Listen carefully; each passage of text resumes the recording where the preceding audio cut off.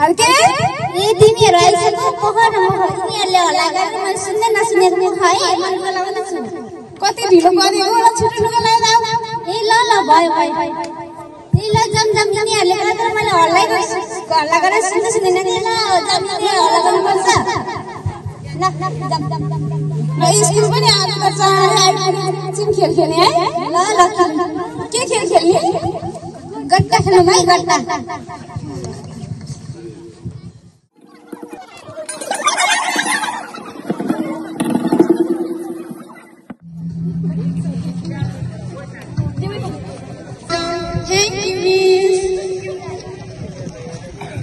तिमीहरुले homework गरेर आयो त खै कस्तो होमवर्क गर्यो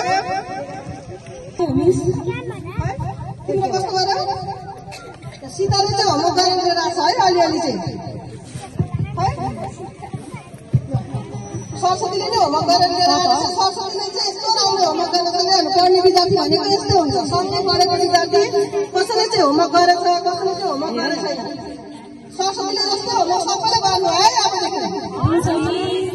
तिमीले कस्तो गरेछौ भाइ यहाँ पनि होमवर्कै गर्न साधन खेल्न गयो होइन कि घाँस काट्न गयो खै हर्केले कस्तो गर्यो मैले आज गरेकै छैन नि सँगै भएको विद्यार्थी हर्केले चाहिँ कहिले होमवर्क गर्दैन 8 वर्षमा 8 पल्ट फेल भइसक्यो अब पनि फेलै हुने सिक्ने रहेछ है फेरि हैन यो साधा मात्र म गरेको हो नि सधैँ खेल्न जाने अलि पछि जाऊ सधैँ टाँसेर बसेर केटी मान्छेहरूसँग आजको विषय के हो थाहा छ तिमीहरूलाई थाहा छैन मिस आजको विषय के हो भने बाल विवाह भनेको के हो भन्ने विषयमा पढ्ने है त बाल विवाह भनेको कानुनले तोकेको भन्दा कम उमेरमा विवाह गर्यो भने त्यसलाई नै बाल विवाह भनिन्छ कम उमेर भनेको चाहिँ कति हुने मिस कम उमेर भनेको 20 वर्ष भन्दा कम उमेरमा विवाह गर्यो भने त्यसलाई नै बाल विवाह भनिन्छ है सबै सुनिनु है बिहाबारी 20 वर्ष पारी भनेको चाहिँ सामाजिक आर्थिक र पारिवारिक रूपमा परिपक्व भएको अवस्थालाई नै बिहाबारी 20 वर्ष पारी भनिन्छ है ल आजको विषय यति नै हो भोलि फेरि पढेर आउनु है त यसको विषयमा भोलि छलफल गरौँ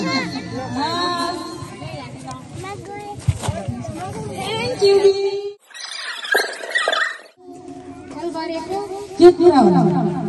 मैले हजुरको लागि बुहारी ल्याइदिएको छु नि ओ लौलानी त कस्तो खाले बुहारी ल्याए राम्रो हो भक्क 15-16 वर्षको हो नि ओहो बाल त मलाई हाल्दिदैन नि त्यस्तो सानो बालक लिएर आएर 15-16 वर्ष केटी लिएर आएर खोइ अब त थाहा छैन अब गाउँमा आउँ अनि यसो बुझ्ला नि मजै भयो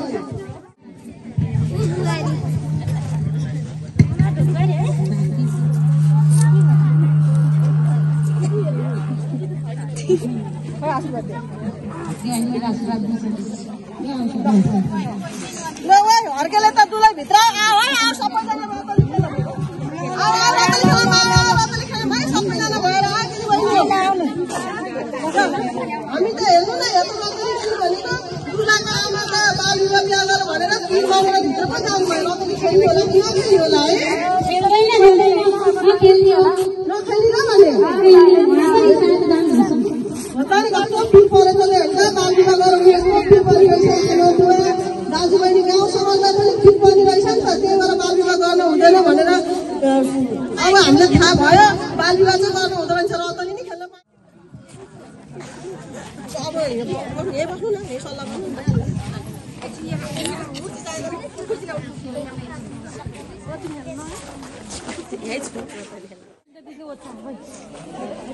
हो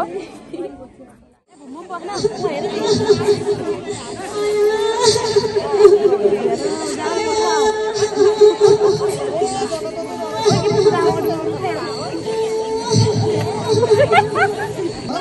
हामीलाई त केही भएन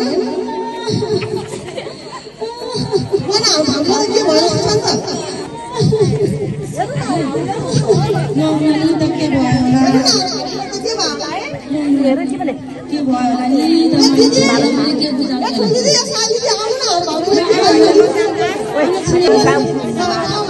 मलाई छैन स्टेसनमा हामीले लानु पर्यो है स्टेसनमा हामीले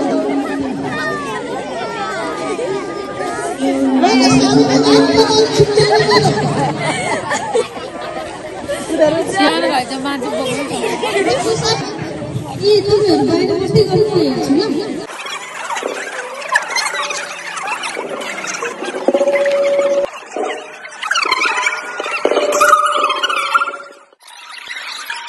दुवैलाई बचाउन धेरै कोसिस गरेको हो गर्न त सरी तपाईँको बिमारीलाई बचाउन सक्यो भन डाक्टर साहब हाम्रो बिरामी बाँचेन र अब हामी दाइलाई गर्नु अब हाम्रो यो गाउँ समाजमा फेरि पनि यस्तै बाल विवाह भन्न चाहन्छु न त नानी रोएर कराएर तिम्रो मान्छे फर्केर आउने त होइन जे नहुनु थियो भइहाल्यो अब आफ्नो मान्छेको छ लिएर जाने भाइ दाजु बहिनी हो सबैजना जाम हामी बिरामी लिएर न त है बहिनी दाइले कम उमेरमा बिहा गरेको भएर आज हामीले हाम्रो भाउजू बचाउन सकेन हामीसँग पैसा त थियो पैसाले पनि केही गर्न सक्दैन रहेछ आज हाम्रो बच्चा यस्तो कुपोषण लागेको मेन त अनि भनेको बच्चा जन्मेछ नसाम्रो बिग्रेर मरेको छ बच्चाको सानो उमेरमा बिहा गर्न त्यही भएर हुन्न हामी पढ्ने विद्यार्थीहरूले पनि के जग्नुपर्छ भने हाम्रो कम उमेरमा बिहा गर्यो भने यो अवस्था चाहिँ हाम्रो पनि आउन सक्छ यो सानो सडक नाटक होइन हामीले वास्तविक कुरा नै भन्न खोजेको हो हामीले बिहा गरेर धेरै दिदीबहिनीहरूको यही हाल भइरहेछ अब पनि फेरि पनि यस्तो हाल नदोहोरियोस् भन्नको लागि हामी सानो जनजन लिएर आएका भन्दै हाम्रो सानो सडक नाटक यही हदसम्म पनि गर्न चाहन्छौँ हस्त नमस्कार